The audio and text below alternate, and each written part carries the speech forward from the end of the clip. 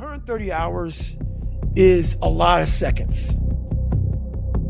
Let's say you win every second but one.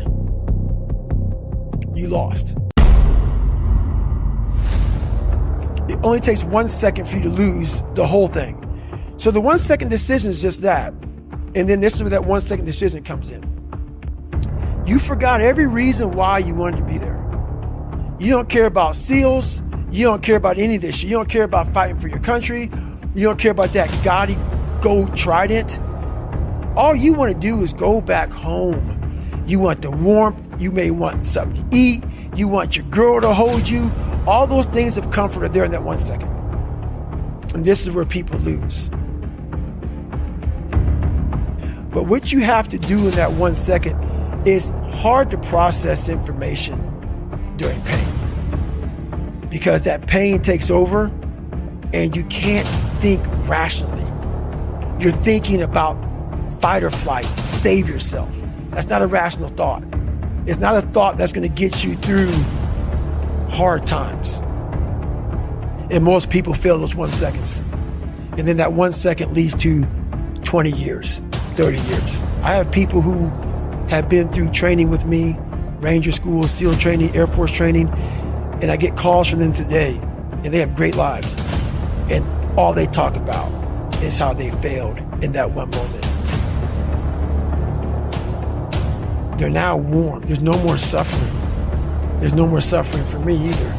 And we're in the same boat now. But you're suffering, so we're not suffering, but you're thinking about what you could have been. I am exactly what I should have been. And that's where people start to lose it.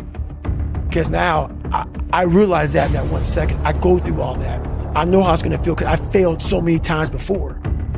Failure is the ultimate thing, man. I failed so many times before. That's why I don't look at failure anymore as failure. I look at it as my first, second, and third attempt.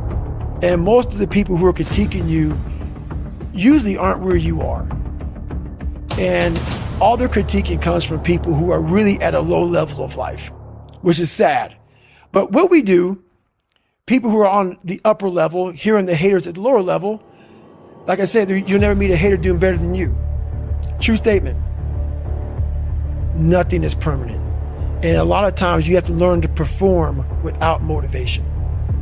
You have to learn to perform without purpose. You have to learn to perform a lot of different things. And that's what people think. They think I need to have this motivation to work out, to study, to be better. So if they don't have it, they just don't do it. And that's where you fail. You have to learn to train your mind well beyond motivation. I get better when I'm digging holes in the ground, when I'm waking up early knowing I don't have to do these things. That's where I get better. So it's important to stay hungry. It's important to stay hungry, but it's important more to stay humble within that hunger. So while you're hungry, a lot of people are hungry, but humility is everything. How hard that training is, I don't expect anybody to understand it, but 1%. But the loud voices of this world are the 99% who don't understand exactly what you have to do. And it takes a very, very unique person and unique mind to do some of these jobs that are necessary in this world. What's amazing about the human mind is that it becomes your new norm. This is why I'm always pushing that limit, because I know that within pushing these limits, there's always more. You gotta wake up and think about, there's a process to getting better. And that process is never finished.